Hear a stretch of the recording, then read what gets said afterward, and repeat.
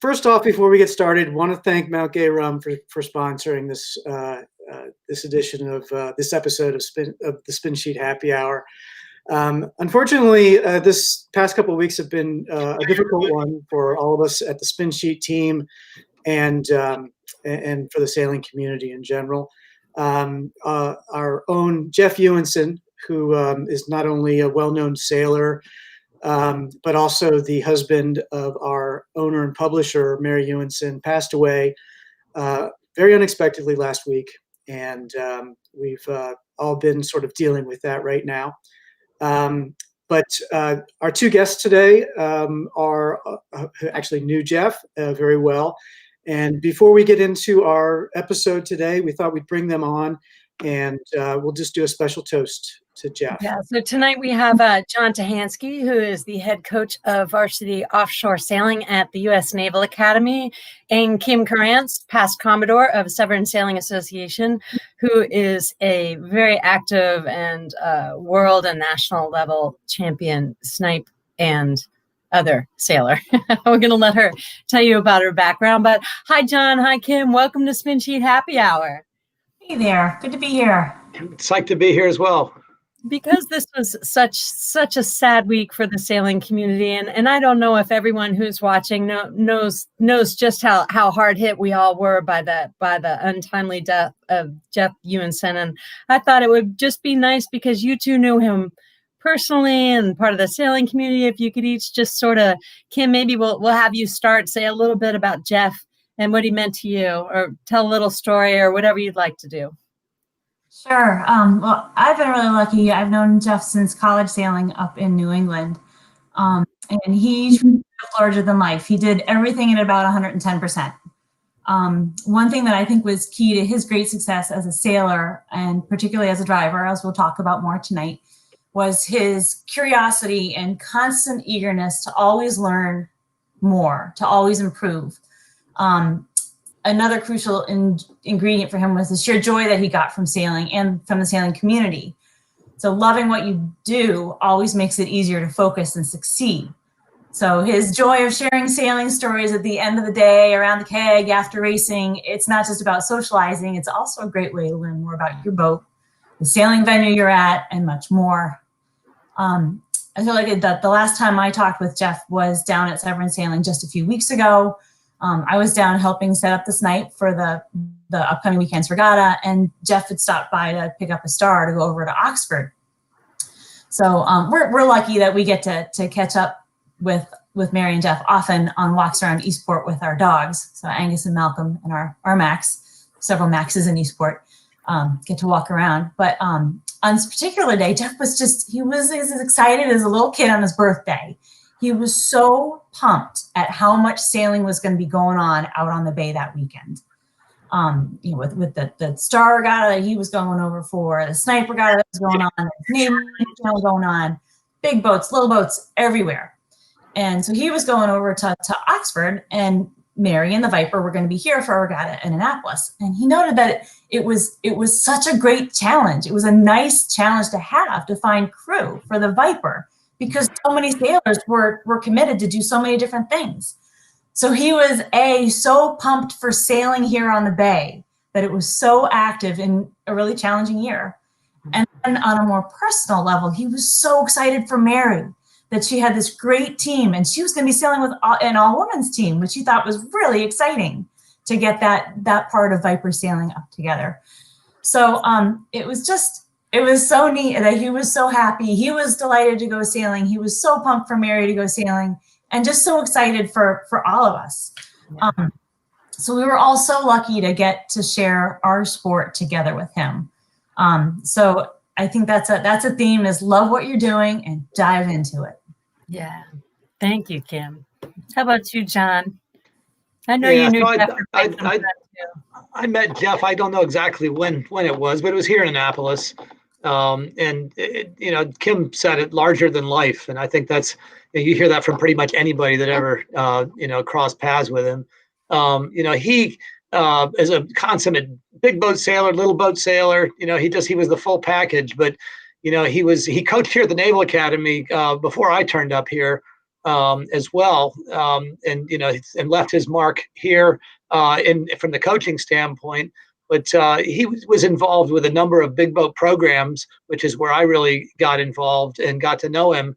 And once I came, I had my sailing school, J World, that was running that, and I was doing some big boat training, and he helped me out with coaching for some of my programs there.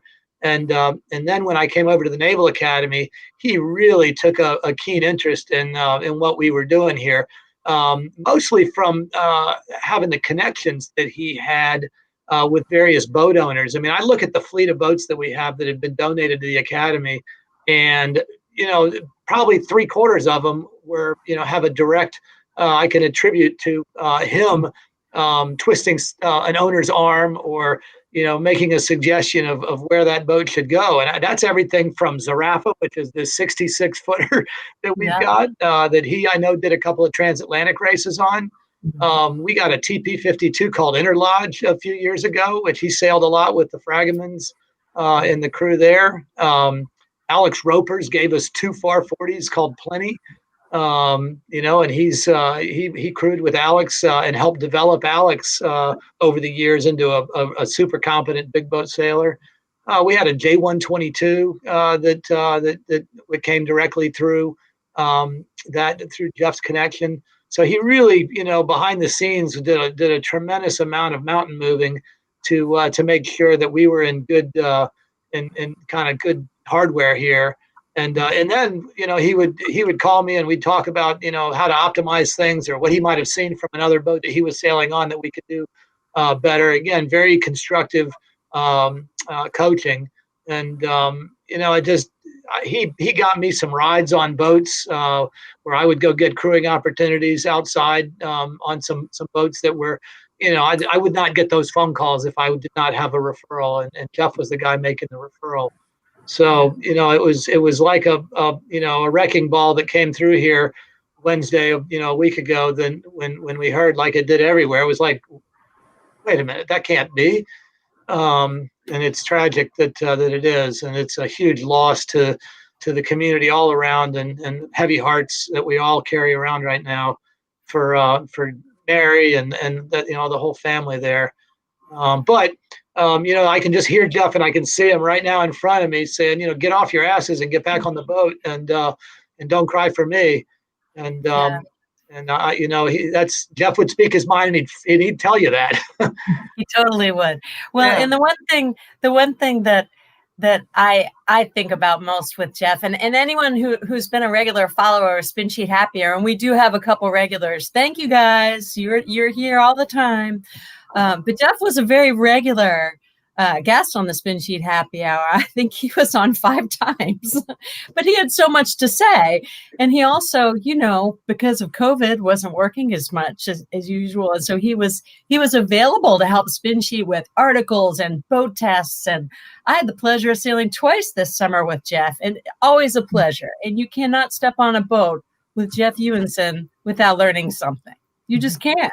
He just oozes information and humor. So I think, thank you guys for sharing your thoughts about Jeff. I think that if Jeff were here right now, he would say, are you guys drinking or what? Are we going to talk about sailboat racing? Because that's what we came here for, right? That's right. So what do you think, Sharp? I say we raise our glasses. Little toast to our friend. That's right. All right, here's to Jeff. Here's to Jeff. Cling, cling. Cling, cling. Very good. All right. Let's talk about sailboat racing. Let's do that. Sharp, are you going to go behind the scenes, be the man behind the curtain? I sure am. There he goes. All right, we'll see you at the end. Kim and John, thanks so much for being here. And we're going to, for anyone, it's hard to believe that someone might not know you two, but there are some people who probably don't know you. So I'm going to ask you guys to just tell us a little bit. We're going to start with John because he's on top. It's a random order. Tell us a little bit about how you came into sailing, into sailboat racing in particular, and what kind of sailing you do now, and what kind of coaching you do now, if applicable. Well, thanks, Molly, and appreciate the opportunity to come out and chat today. So I grew up sailing down in Tampa, Florida, a big sailing mecca down there. Actually, it is a pretty cool place to sail. A lot like the Chesapeake here in a number of respects. But but I started out down there. My family really didn't sail, but we joined a yacht club, Davis Island Yacht Club down there in Tampa, because they had a swimming pool, and we loved to swim.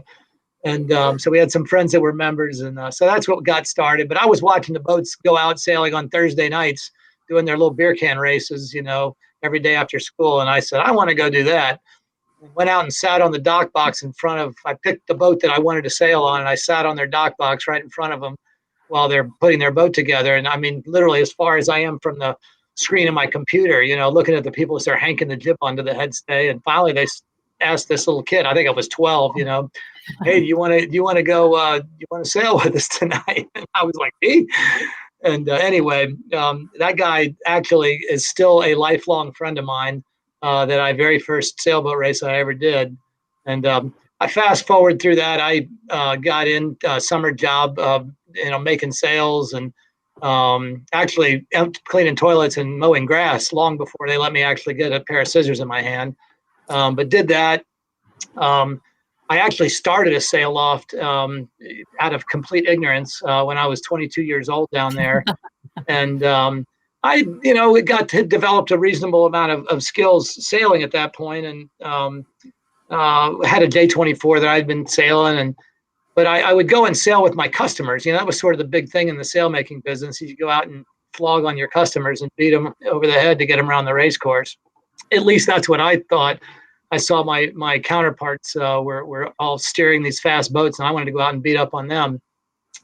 Anyway, I went out and I did, we did a regatta with this guy, and we won the regatta. And I'm not saying that to beat on my chest at all, because when we got to the award ceremony, it was a big banquet, and there's 400 or 500 people in the banquet hall, and we had won the thing. And when they went to call the winner of the thing, they called his name, and he got up and his crew, and they got up and they walked out of the banquet, and I was left sitting there. And actually, I say he got up and walked out. He didn't. He said, "Hey, John, go up there and get your trophy."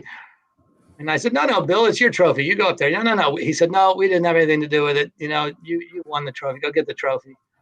And that's when he walked out, and I kind of shrank into this little, pile of God knows what sitting at the table there. And anyway, next morning he calls me up at work. I'm 22 years old. I didn't know my, whatever. And he says, "Hey, do you want to go to lunch?" And so he took me to lunch, and he said, "John, if you're going to be in the business, you can't treat people like me and my crew the way that, you beat the crap out of us this weekend. And yes, we won, but, we didn't come out of the weekend any better than we went into it. And, all we are is unhappy.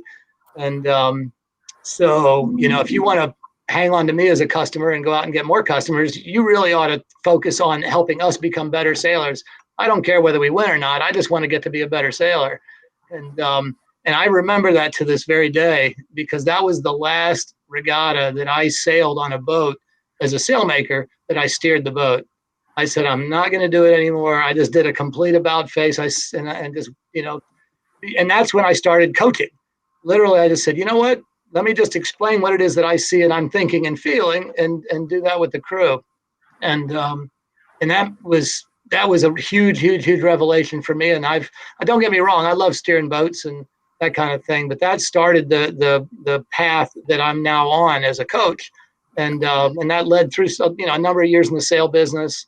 And then I started the sailing school over there, a number of years there. And then now I've been, I can't believe it, 15 years here at the Naval Academy. Wow. And I'm very happy that I made that choice way back when.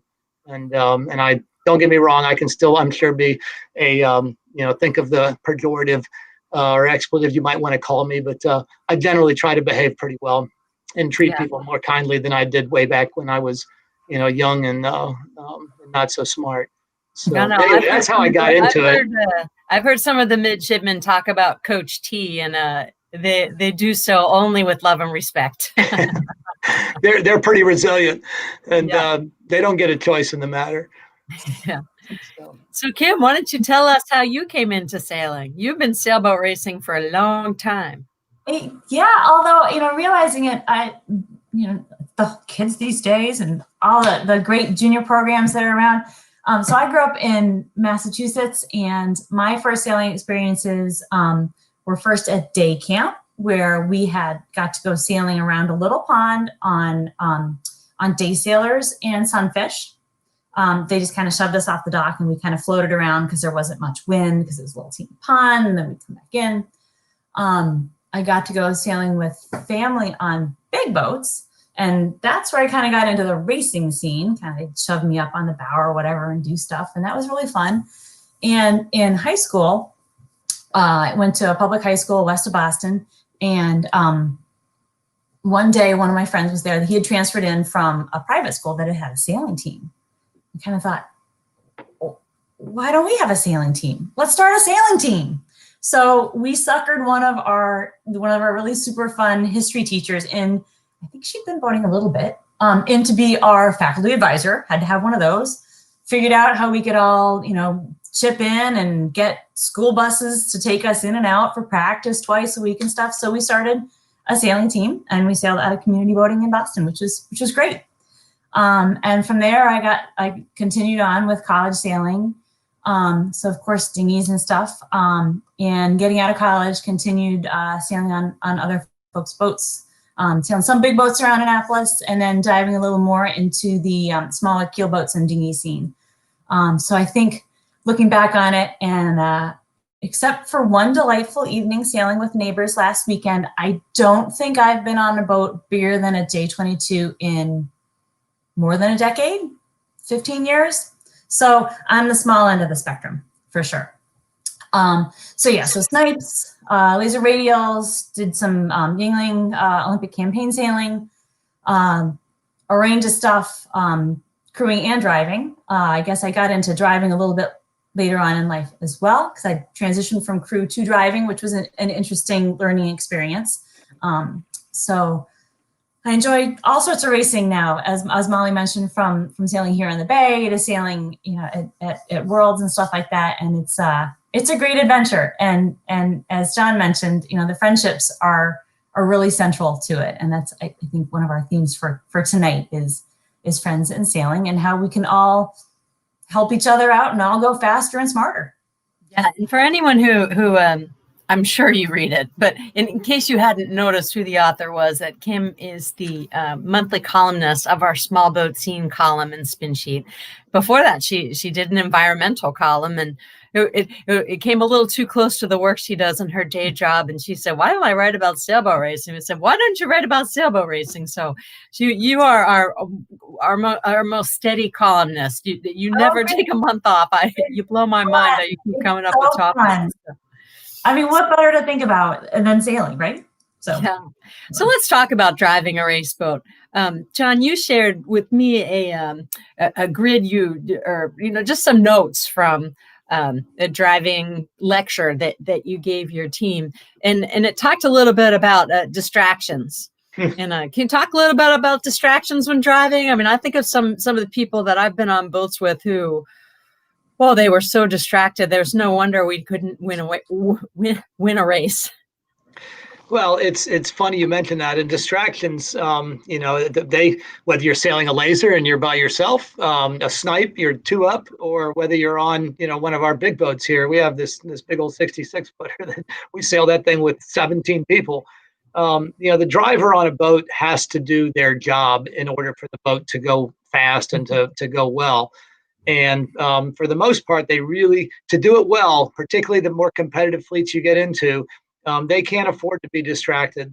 They've got, in order to do a competent job and be able to keep up with the good people, they've really got to be dialed in. So it was just interesting. I was out on the ORC regatta, the Storm Trysail Club regatta, just today, and with a bunch of midshipmen. I managed to get them a day out of school to go do the race.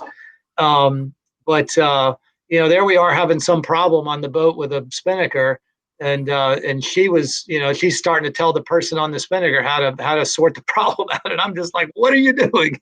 Your job is to drive the boat and to make it go straight. And if we need some help, need you to bear off to unload the thing or whatnot, we'll ask. But otherwise, your job is to stay focused on that. And I mentioned that only because it was just a classic example. She happens to be a pretty competent and talented young lady sailor. That it's kind of funny that the more experienced people are to a certain level, the easier distracted they are, particularly when there's other inexperienced people around. They sort of want to oversee their job. So the construct that we use here at the Naval Academy, generally the skipper of the boat does not steer the boat. We have this, we have them serve as the tactician and sort of the general overseer of everything. And then so we allow somebody to remain focused on driving, and it works pretty well most of the time. But the problem is, again, when you have a driver who's actually pretty skilled, they can easily get distracted. So, you got a job to do, and you have to understand how important it is to stay on task on that and to not get distracted. Anyway. So, Kim, what's your take on that from a smaller boat perspective? But that's interesting to think about, different size boats and how whoever's driving the boat overall needs to maintain that focus. Thinking about, a laser, you can think of it, maybe that's a single-celled organism, and a 66-foot boat, like John's coaching, that's like a really complex organism, but they all have to work together and figure it out. So smaller boat-wise, some of the things that pop to my mind are, for drivers, are sort of a lack of mental endurance. Focusing takes a lot of energy, and it's hard, and that's fine. Some classes and boats are more forgiving than others. But working on your mental endurance so you can just focus on things. And there are probably a range of ways to do that. My favorite way to just kind of get in, grind, focus mode. I enjoy long distance running. So endurance sports is one way to do it. I think probably for other people, maybe practicing meditation. It seems very unlike sailboat racing, but I think that like practicing that kind of focus could be really fruitful. Fitness, especially on dinghies where you're constantly moving, can really help too. If you're getting tired and whiny because your quads hurt because you're hiking, you're probably thinking about your quads and not about making sure you get through that next wave smoothly. So that's important. And also finding the right level of communications in your boat organism, whether it's in your mind as a single-handed sailor or among the 17 people on your boat. Getting the right amount. So you as a driver, wherever you're getting it from, you're getting enough information, but not too much information. Great. I like the different perspectives. John spends so much of his time on big boats, and you're on the small ones here. So John, I understand your steering mantra is make the boat go straight unless you need to turn. How do you recommend people start putting that into practice? Well, if you think about it, it's wiggling the rudder on your boat. You want to slow it down, start wiggling the rudder around, whether it's a tiller or a wheel. And it's amazing if you get on a boat and watch people who aren't really, well disciplined at the helm. You'll see that the thing goes all over the place. They just are nervously throwing the wheel back and forth, or the tiller's going back and forth, and they don't even realize it. I've had the really, really good fortune in my life to be able to sail with some of the top, a couple of top level people. I've sailed with Ed Baird. I've sailed with Kenny Reed, Chris Larson, Terry Hutchinson, and John Kostecki. I remember sailing with him. He was sort of the first real super hotshot that I ever sailed with. And just to be on the boat and watch how those guys sail, I was like, how do these guys beat the crap out of me so badly? And well, I got on the boat and it was just like, they don't give any inches away on the race course ever. And they start with how they steer their boat. And when you're sailing your boat, in general, for whatever your leg of the race is, typically, a lot of us are sailing windward lewards. You're going upwind, and for a given wind speed, there is an optimum wind angle that your boat should be at relative to the wind. And if you have the sails trimmed up and off you're going, there's a relatively constant angle of heel that the boat will have. And that's, in most conditions over, 4 or 5 knots of wind. Certainly weight placement will have a lot to do with that, but you can kind of get a sense of feel for that. And so tuning into that is really important. And then making that, when I say make the boat go straight, keep it at that constant wind angle unless something gets out of whack. Now, there's all kinds of things that can get out of whack. You could get a lift. Your telltales would tell you, hey, we need to adjust for that. Your boat speed drops. If you have instruments, you can see that, or you can see relative to boats around you, how your relative boat speed or pointing is. But the idea is once you get the thing going where it's going is, try not to steer out of that little envelope that you're in. Try to keep it on that. And for me, the best steering reference that I can either coach or use as myself is something up at the front end of the boat, i.e. the head stay or the bow pulpit, on the horizon and just keep that thing as locked in on whatever it is you're steering at as you can. And this is both upwind and down. Now, there's lots of things that can compel you to need to to turn the boat. A puff of wind, a wave to surf, something like that. Another boat, obviously, you have to avoid it. But if you're not otherwise focused, there's no lane stripes down the side of the road out there on the water the way that we've got on the road. So people tend to wander all over the place. So you got to find some means of dialing that in to keeping the boat sailing at a consistent angle. And so that's kind of the thing I preach. Kim, do you have anything to add to that? And just to amplify, because that's the hugest thing. I couldn't agree more. That overdriving essentially is a big challenge. In general, less is more. I used to have a joke on one of the first boats that I sailed on when I was in high school age, but on a big boat. And it was the driver would look, the skipper, who in John's model was not driving, but I guess we were maybe offshore somewhere. And you'd look back and be like, "There's a snake following the boat," and because you could look back and see that the wake trail from the boat was like, "Woo, not going straight, are we?" So don't use the rudder as a brake. I mean, you making a hard turn, you're slowing the boat down. Get the boat in dinghy, then you can feel a pretty good balance pretty readily. Like let your tiller talk to you. Find a good balance between the sails and your heel and everything, and essentially help the boat drive itself. Let your tiller talk to you. It's a good column name, Kim. Write that down. Kind of fun. Let your tiller talk to you. And one way you can do that is I don't think you want to do it all the time. But if you're driving and it's fairly light wind and you're not like aggressively working up and over waves, you can actually, just to get a sense for what that feels like, you can take your tiller and just lock it down on your lap or on the deck for a little bit, just to remind yourself, okay, keep it still. And then you let it, ease it up a little bit and let it float just a little bit. And then you can feel a little more from there. Mm-hmm. So just one addition to that, I go back to the Kostecki story of sailing J24s. And John, when he steered the boat, he used what we call the frying pan technique, or holding the tiller extension, which is behind you, as opposed to the microphone where it's in front of you. And sort of the microphone technique is what most people tend to use, and it's taught by a lot of coaches and instructors. But you actually, not a lot of movement of the tiller extension results in a lot of movement of the tiller. And Kostecki put the thing behind him. He put his knuckles hard on the deck, and he said, "I'm not going to move the tiller." And it was just interesting he told me that. I said, "That's interesting. Nobody I know steers that way." He goes, "That keeps me from moving the rudder." And it was a huge lesson. That seems worth trying. If you have a steering wheel sitting out to the side of it, whether you're to windward or leeward, park your leg up against it. And if you move it, you're going to saw a hole in your leg by wiggling the thing back and forth. Put some non-skid on it so you're cutting a hole in it. These are great. So besides the snake behind the boat, Kim, can you think of some other top mistakes that people make when they're driving their boat, and maybe a couple of suggestions for correcting them or working on that, improving? Trying to think. So maybe I'll dive into a couple of things that you can do, some kind of drill kind of things. Maybe is that sure? What I was looking for.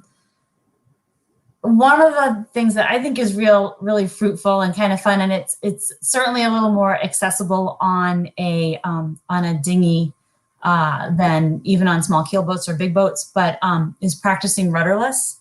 If we were talking about the feedback that you get when you clamp your tiller or down, or your steering wheel down to feel like what the boat's doing, rudderless sailing can really help you identify how little you actually need to use your rudder, by sailing around, just using your jib mainsail balance, and your crew weight positioning on the boat, to make yourself steer the boat, can really help you think about, okay, in a race, if I wanted to just head down over this wave, maybe I actually don't need to put a little bit of brake on with my rudder. Maybe I can just do it by, peeling down using my weight and the curve of the boat. So that's a fun one to practice, again, in a safe spot so that you're away from other folks who do have rudders, and things like that. I mean, just go out and give it a try. Can you do a 720 without a rudder? That's a good one right there. John, do you have anything to add to that? Any what you think are, well, it doesn't have to be a drill. I have a future question about drill, but if you can think of another mistake that people make often when driving and a tip on improving that. Well, besides the sort of the oversteering that Kim and I were talking about there, we haven't had a lot of opportunities here recently, but when it gets windy, you do have to be particularly downwind. Upwind, not so much, but downwind, you've got to be a lot more aggressive with your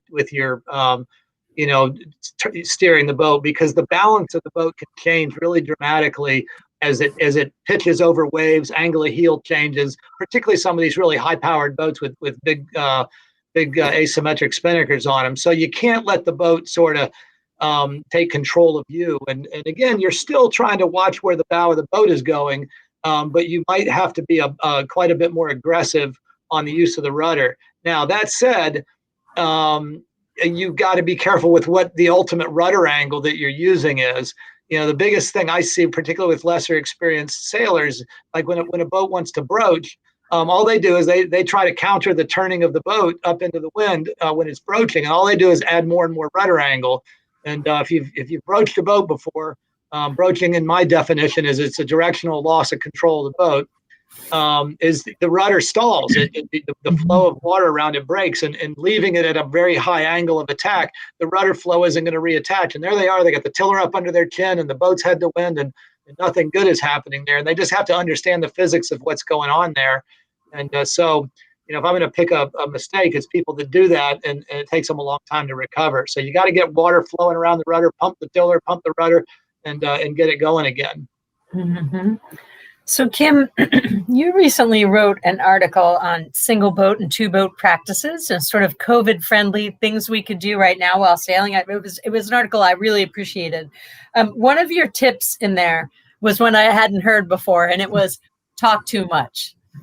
Can you explain what you meant by that in a practice setting, not during a workout of it? Sure. Yeah, absolutely. So I think, as we've all mentioned in the past couple of moments, that communications on your boat, whether it's in your own head, between a small crew or a big crew, is really important to success in finding the right level of communications. So how do you figure that out? Like, what's the right amount? What's that, Goldilocks and the Three Bears, too much, too little, just right.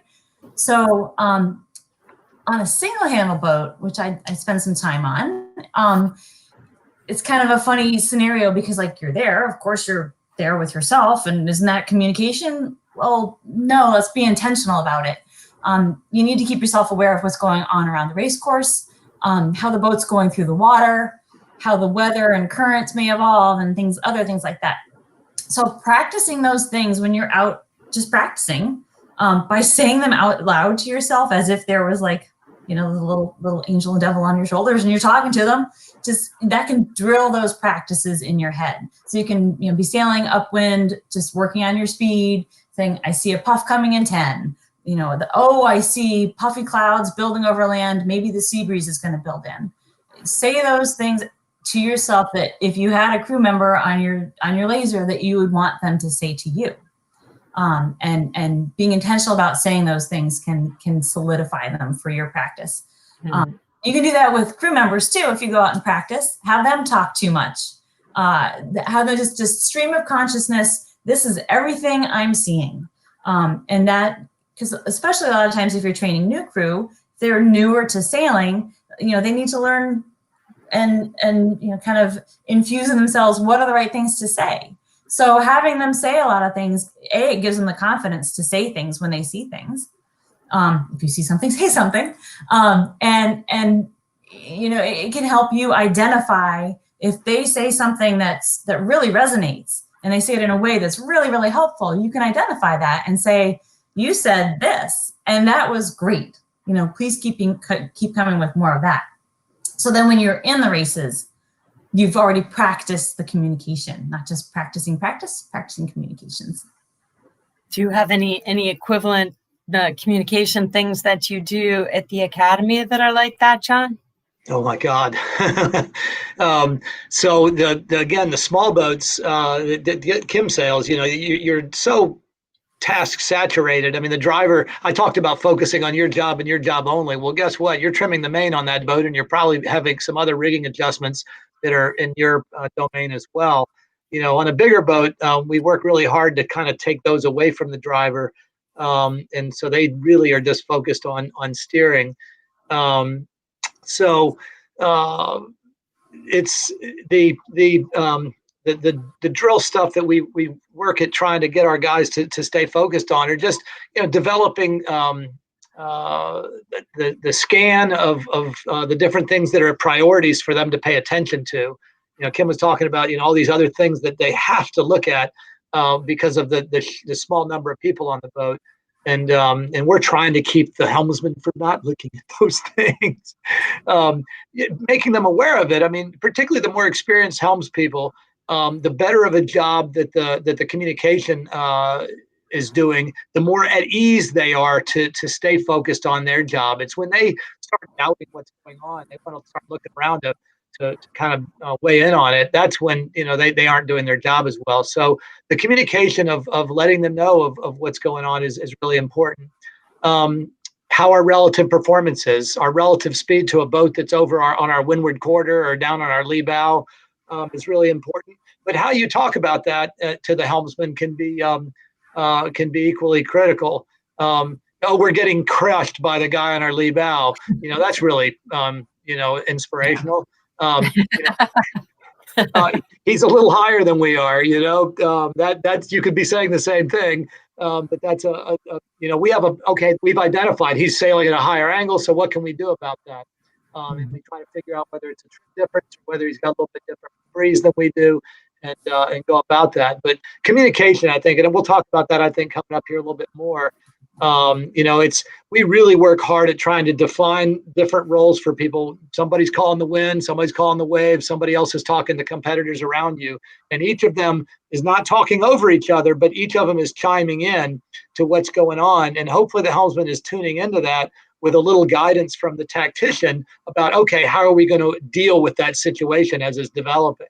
What should we do with the boat? And so it's their job then to affect doing that, them and the trimmers. Yeah. Well, while we're there, let's just go ahead and talk about that communication loop. Let's see, just some tips on communication loop as a team. Well, I'll go right back out. I just off the race course today with a group on a J133, and we had a really good young lady driving the boat. She's the most experienced person on the boat, and but again, easily distracted because she's the most experienced person on the boat. And so getting her remaining on task was important. But we had a jib trimmer, the main trimmer, who are looking at where the sails are for both the power setup. Where are we with the power settings? Because we had everything from 0 to maybe 12 knots today, that's a pretty big range of adjustment that you got to go through with your setup. But the wind was all over the place, shifting. And so the jib trimmer, when we have a big wind shift, particularly a lift, rather than forcing the driver to turn the boat to keep up with the shifting breeze, really important that they ease the sail out. But rather than just physically easing it out, they also should say, hey, the jib is out, jib is going out, jib is going out. That is a hint to the driver that maybe they can come up. But again, the driver should be very judicious with how hard they turn the rudder. And so again, hey, jib's out. That should compel the main trimmer to say, hey, maybe my main can go out. Our ultimate goal is to sail close hauled. So those sails, helmsman to say, got it, guys, I'm slowly coming up. So now the trimmers know that as the boat comes up, they're trimming their sails back in again.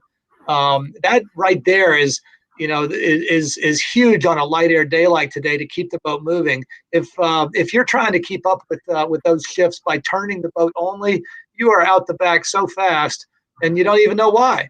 You think that somebody taught you just steer to the telltales. Well, that's not going to get you up to the upper echelon. That's sort of sailing 101, but not 201 and so forth. Mm-hmm. Well, I've actually sailed on boats before where the right things were happening, but they weren't being communicated. And so therefore there was, it didn't work out well. Yeah. So Kim, do you have anything to add about communication loop on a smaller boat or any boat really? I mean, I think that goes back to in a way, to the talk too much feature. We'll call it a feature, not a bug. Is that if you are constantly talking about things, I mean, every once in a while you got to step back and say, okay, what did we just say to each other? On the snipe, oftentimes, well, especially in light air, it gets light and lumpy, so you ease out the jib a little bit and you ease out the main a little bit. Well, oftentimes, the skipper may be like, okay, we're through that wave. Now I can trim in and come up a little bit. But if that doesn't get to the front of the boat, then you can't point because your jib's still out. So we call that often the downward spiral, and we catch ourselves in that, which is good because we're catching ourselves in that. So communicating what you're doing is important. But so saying things is important, but listening is really important too. Mm-hmm. Do either of you have some practice drills to recommend that would help with helmsmanship that we haven't quite touched upon? I'll offer a couple of things that, I can't say for upwind work, it's not exciting, it's not sexy, but speed lineups, just lining up with 2, 3, 4, 5 other boats gets kind of hard after that, because especially if it's a shifty day, the wind is not the same across those boats. But, you set up maybe a boat length away from each other, not quite bow even. The boat to weather needs to be just a tad back. And you just go upwind, and you can test sail trim, you can test rig setup, height, you talk through height versus speed payoffs. As John was saying, we're higher and slower, they're lower and faster. So maybe it's even. And depending on your personal driving skills, you may like one or the other that gets you there in the same time. Mm-hmm. But doing those and talking through what's happening, either with your crew or in your head or out loud. If you're by yourself, that's fine too. Can really tell you a lot. And if you find good tuning buddies to sail with, especially on boats where you can change settings. So you go out like in your snipe before a start and you're doing a speed setup, lineups, and you say, oh, my rig is at base, or I've gone a turn tighter on my setup. Then you can talk through with each other what your relative success, what it may be coming from. One thing I haven't done, but I would like to do, is use a GoPro. I don't have one, but I'd love to stick one on the deck of my laser in just behind I don't know where I'd set it up, but backwards, because I know that I am asymmetrical. One side tacking port to starboard or starboard to port, I can't remember right now, just works just fine. And the other one, I have to just be so cognizant of where this foot goes, to make it come out more smoothly. And I feel like if I had videographic evidence, that would really help. It would help me get there more quickly. I always have to go out and do 10 tacks and be like, okay, that foot goes there. I feel like I need the little Arthur Murray dance steps. Foot goes here. And that would really help. It wouldn't look so good, but that's fine. Maybe I just need that. Being in the snipe, even for crewing, on jibes, I end up with a bruise on the outside of my right hip, but not the left hip. What am I doing? I don't know. Anyway, so without a coach on board, maybe I could use the GoPro or some sort of a camera and figure it out later. And then the third thing I would suggest, it's not technically a drill, but keeping a training log. So you can look back at that and sort of first you're out in sailor mode and you write your stuff down, and then you can come back and look at it in coach mode and think, okay, so I did this. What can I learn from that? And doing that with yourself or with your team can really be helpful. Whether it's the day, the end of the day after sailing or after practice or after racing. Sometimes after racing is just a quick 5-minute debrief, and then you just need to go and get ready for the next day. That's fine. But a training log is really helpful. I sat down to interview Gary Jobson one time on a super rainy day, and he pulled out notebooks from when he was 17, 18, 19 years old, little notes on how the day went on the race course and what went well, what worked well for him, needs to remember a couple settings on the boat, and they were just jotted down. It wasn't fancy, it wasn't paragraph form, but he's a big proponent of get that down on paper and keep it. So you think, God, I sailed really well. What did I do right that day? And you can go look it up. Yep. Yeah. And if you go back to the same regatta venue again, and if you have the same conditions, what happened here, right? Northwest, I should have gone left. Mm-hmm. Yeah. Do you have anything to add to that, John? And drills? I know you do drills all the time. Yeah, it's there's just a couple of things, and Kim, you actually do have a GoPro. It's called a cell phone. And I mean, I use my cell phone for video on all the time, and it's we're too cheap to buy Well, actually, we do have some GoPros here, but the GoPros, the field of view, they're really wide angle. They're not good for much distance stuff. Yeah. But a cell phone, and you can buy really dirt cheap mounts for them that you can mount on your boat. And so I mentioned that for everybody. I think the videoing yourself is very revealing. And whether it's just mounted on the boat somewhere, on the stern pulpit, under the boom, on the tiller. I mean, you want to really humble yourself is put it on your tiller. Looking forward, and you'll see how much you're moving the thing. Yep, that's what I need. Yeah, but I think being able to look back, that will help you really hone yourself a bit. And from a drill standpoint, I just kind of harken back to my J-World days. We loved figure 8 drills. Talk about working, getting the not just the helmsman, but the crew communicating together. Is whether you're going. I say figure 8s. You're basically beam. The 2 marks are set perpendicular to the wind direction. They don't have to be all that far apart because you're looking at making maneuvers here. So if you're sailing a day 24 and it's blowing 10, 12 knots, might set them maybe 30, 40 yards apart. So you're really constantly maneuvering, and you can go around that figure 8 so that you're tacking around each mark, and then you can go the opposite direction to where you're jibing. But the communication would be about where the sail trimmers are talking about what they're doing. Helmsman, this is a big thing for me. The helmsman should not be telling the sail trimmers what to do. They should not be saying ease the main, ease the jib. They should be saying heading up, heading down, tacking, jibing, whatever. And those terms that they're using should compel the sail trimmers into the appropriate action. Don't get me wrong. Sometimes their sail trimmers don't know what to do when you do those things. But with a little bit of training, they'll pick it up pretty quickly. And but it's just a constantly dynamic motion of this figure 8 where we're heading up, coming up beam reach, coming up to close haul, ready about, tacking, bearing off to a broad reach, and that should just compel the actions of the crew to get in sync with the driver, and the driver's talking about what they're doing with the boat, and the trimmers should be talking about what they're doing with the sails, and that really kind of warms up and gets the chatter going to where everybody gets connected. And Kim, going out to before races, I know you guys do this, and most everybody that sails at any kind of a higher level, you go out and warm up before a race. You go out and sail upwind, and you kind of go through the motions of what the race is going to look like. You go upwind, you get the weight in the right place. You work on your settings. You take some compass headings to try to figure out what the wind is doing. If you can do it with a couple of tuning partners, try to line up with another boat. Try to pick somebody that's good, maybe better and faster than you, so you can get a good benchmark rather than go out and find somebody who's not so good and make yourself feel good when that's not the reality of what's going to happen on the race course.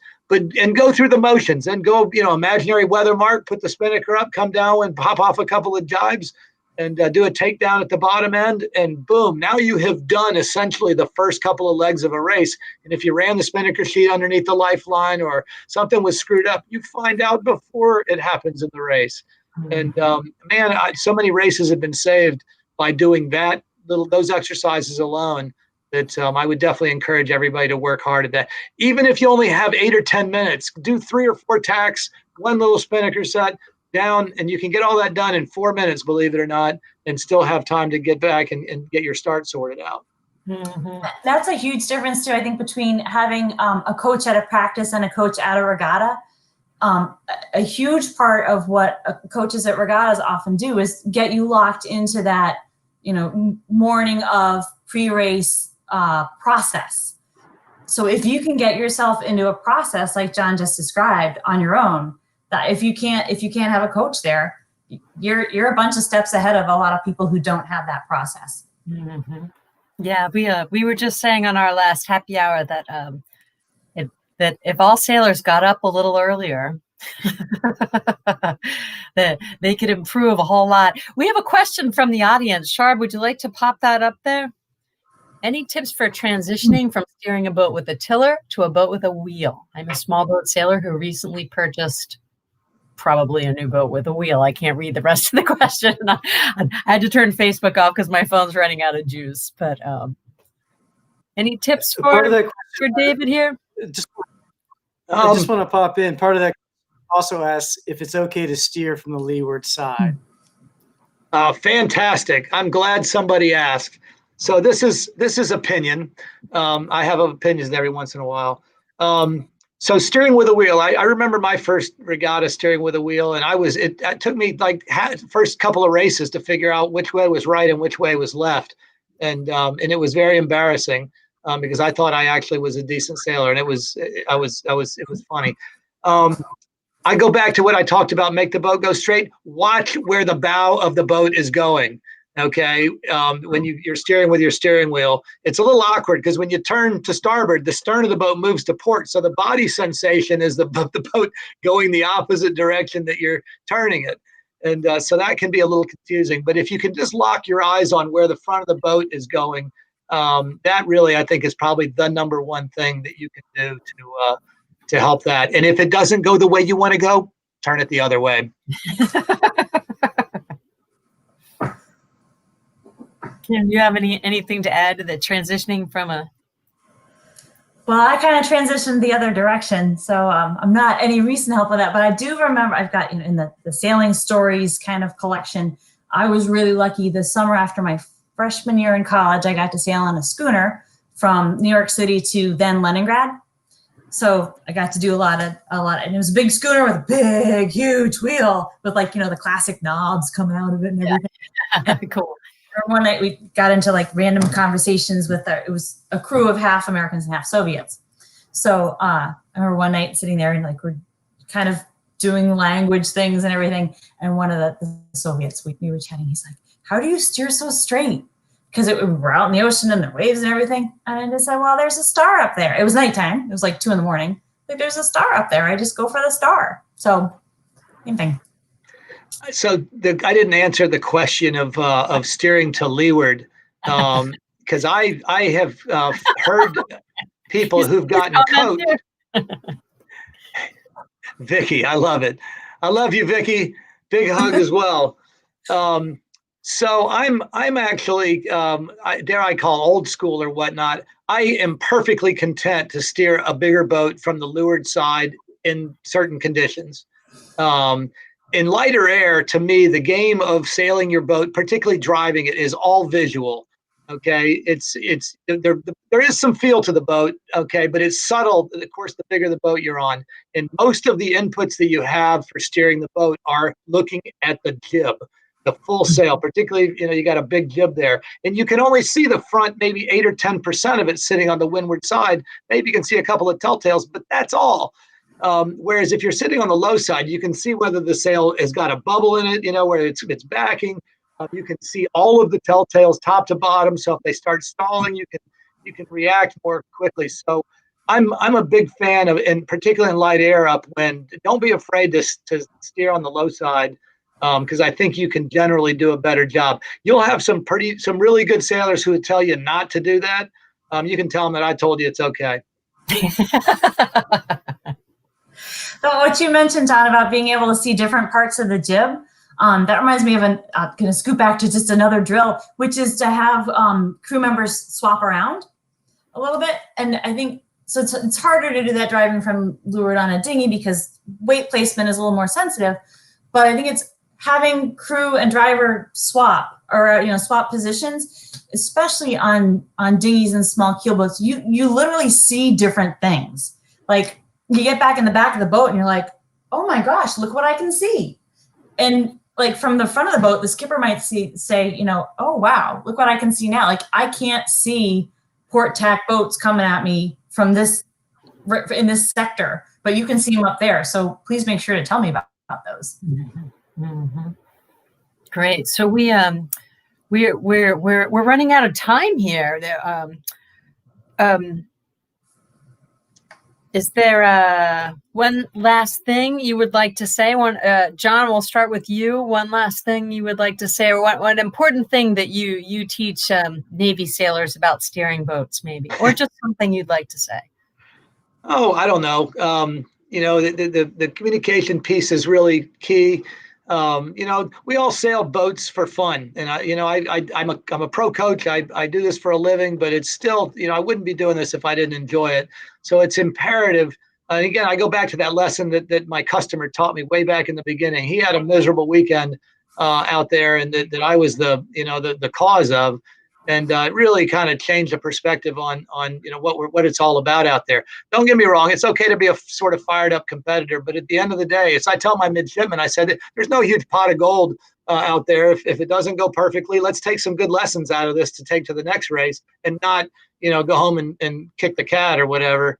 And it's have a beer and go talk to our friends, congratulate the people that did well. And see if you can go and learn something from them, and get back on the horse and try again the next time. Tim, if you have one last thing you could teach people about steering a boat or improving your steering, what would it be? So it's kind of funny to talk about all this now as we're in the waning days of October and shortness of days and dark and cold and everything. But I would offer that if you're eager to dive into becoming a better driver, that winter is actually a great time to do that even without getting on a boat. It's a great time to stay cozy, warm inside and read a lot of things.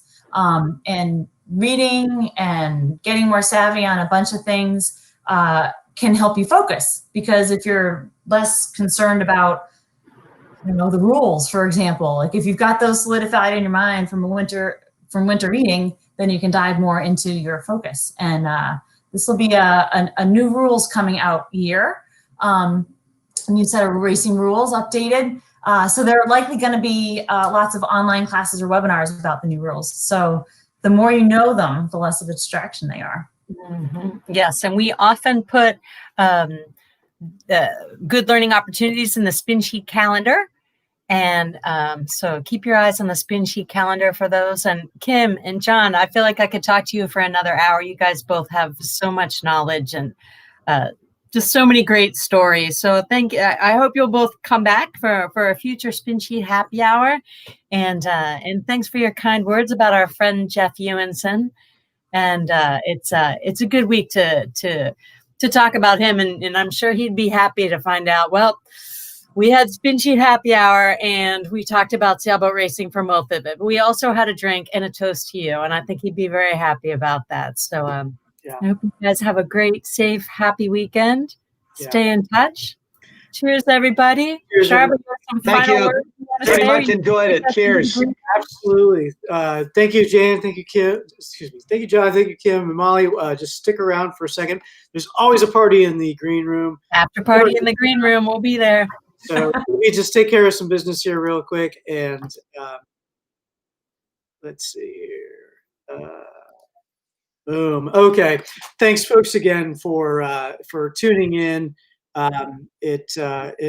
Special thank you to Mount Gay. Something just struck me that it's in fact getting darker out there, and it is getting colder. And if you are enjoying the SpinSheet Happy Hour, especially gaining insight into your racing techniques and things like that from the guests that we have, don't keep it to yourself. I know you want to, but don't. Share it with your friends. We actually are now simulcasting this on YouTube as well. So if you're not subscribing to our YouTube channel, please do that, and encourage others to do it if they're not on Facebook. And by all means, get out on the water this weekend. Give a toast to Jeff, just to do that. We'd appreciate it. And tune in. We're not going to actually have a happy hour next week because it's Halloween, and we know that all the SpinSheet fans are going to be trick or treating. So we're not going to be around next Friday, but we'll be back after that with another great topic to talk about. So in the meantime, have a great weekend. We hope to see you soon.